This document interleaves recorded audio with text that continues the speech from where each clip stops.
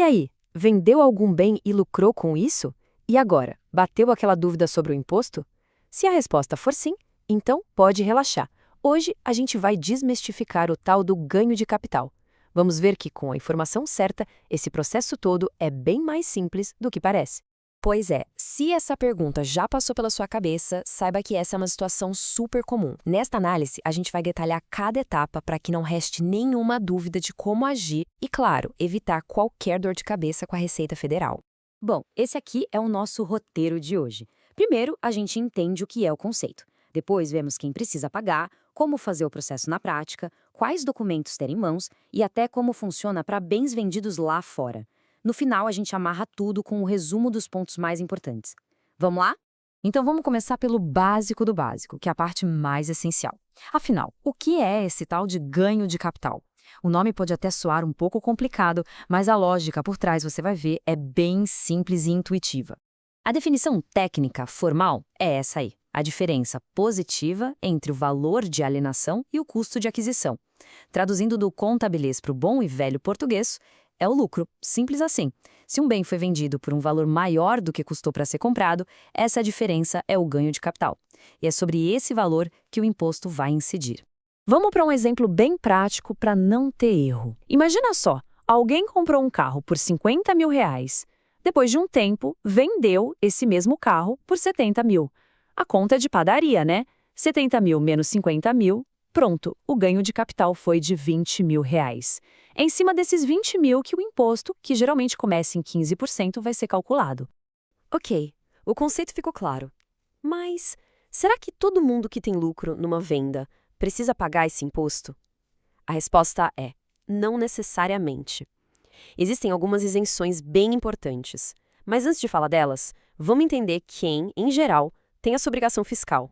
A regra geral é bem ampla e o que manda é a residência fiscal. Ou seja, quem mora no Brasil e vende, por exemplo, um imóvel que tinha em Portugal, precisa declarar e pagar o ganho de capital aqui. Do outro lado, um estrangeiro ou mesmo um brasileiro que mora fora, que vende um apartamento que tinha aqui no Brasil, tem a obrigação de pagar esse imposto para o governo brasileiro. Mas olha, atenção, existem isenções, como a venda de um único imóvel de até R$ 440 mil, ou quando se vende um imóvel residencial para comprar outro em até 180 dias. E aqui tem um ponto que gera muita confusão, então vale a pena prestar atenção. Nem sempre quem vende é quem paga. Existem vários cenários. Por exemplo, numa doação em que há ganho de capital, a responsabilidade é de quem doou. No inventário, é do inventariante. E se o vendedor mora fora do país, a obrigação cai sobre o procurador dele aqui no Brasil. Saber quem é o responsável legal é fundamental. Certo, já entendemos o que e quem. Agora vamos para o como. A Receita Federal tem uma ferramenta específica para deixar esse processo bem mais organizado. O caminho oficial é usar um programa da Receita chamado GCAP. O passo a passo é bem direto. Você entra, preenche os dados da venda, como a data, o valor da compra, o valor da venda, e o próprio programa faz todo o cálculo do imposto e já gera o DAF, que é o boleto para pagar. Mas um detalhe crucial, o imposto tem que ser pago até o último dia útil do mês seguinte ao da venda. Se atrasar, tem multa e juros. Não é para esperar a declaração anual, hein? E a grande vantagem de usar o GCAP é a integração. Quando você preenche os dados da venda ali, o programa guarda tudo. Aí no ano seguinte, na hora de fazer a declaração de imposto de renda, é só importar esses dados direto para lá. Isso não só economiza um tempo danado, como também garante que as informações vão estar corretinhas, o que ajuda muito a não cair na malha fina. Agora, um assunto que é simplesmente fundamental em qualquer questão fiscal: a documentação. É bom lembrar que, para a Receita Federal, o que não pode ser provado simplesmente não existe. Ter os documentos certos é a sua maior segurança. A Receita é bem direta, ela exige documentos que demonstrem o cálculo. E o que isso quer dizer na prática? Que é preciso guardar tudo.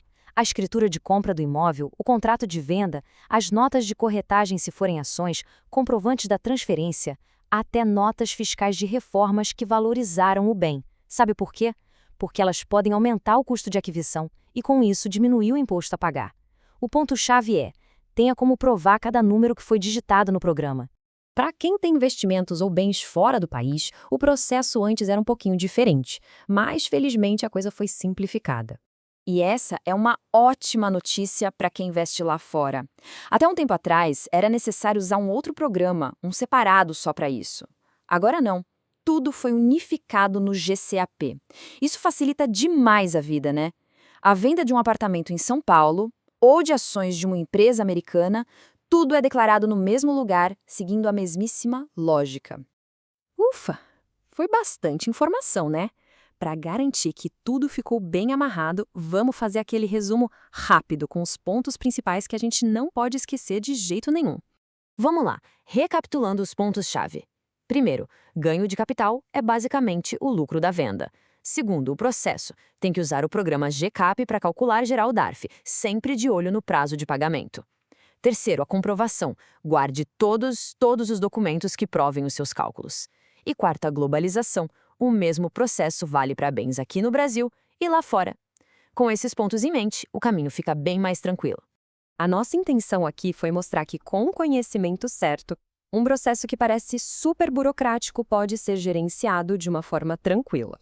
Com organização e usando as ferramentas certas, essa obrigação fiscal vira só mais uma etapa de uma vida financeira saudável. A gente espera que esta análise tenha sido útil.